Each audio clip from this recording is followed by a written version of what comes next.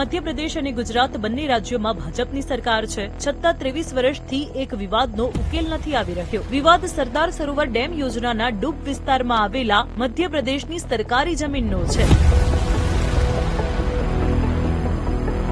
MP Gujarat પાસેથી વળતર રૂપે આશરે 8 કરોડ રૂપિયા માંગી રહ્યું છે. બંને રાજ્યોએ ઘણા વર્ષો સુધી એકબીજાને પત્ર લખ્યા. જ્યારે નિરાકરણ ન આવ્યું તો નર્મદા જળ વિવાદ ટ્રિબ્યુનલના નિર્ણય અંતર્ગત મધ્યસ્થ આયોગમાં સુનાવણી કરવામાં આવી રહી છે. સુનાવણી સાથે જોડાયેલા અમુક સિક્રેટ દસ્તાવેજ ભાસ્કરને મળી આવ્યા છે, જેમાં મધ્યપ્રદેશ સરકારે કહ્યું છે કે ગુજરાત ખોટા તથ્ય બતાવીને મામલાને અટકાવવાનો પ્રયાસ કરી રહ્યું છે.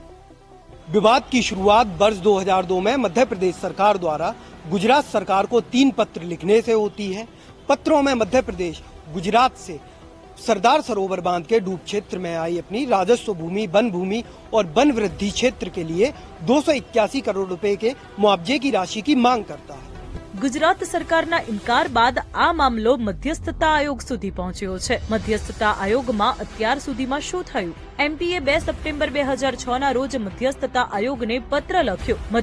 આખો વિડીયો જોવા માટે ડાઉનલોડ કરો દિવ્ય ભાસ્કર એપ.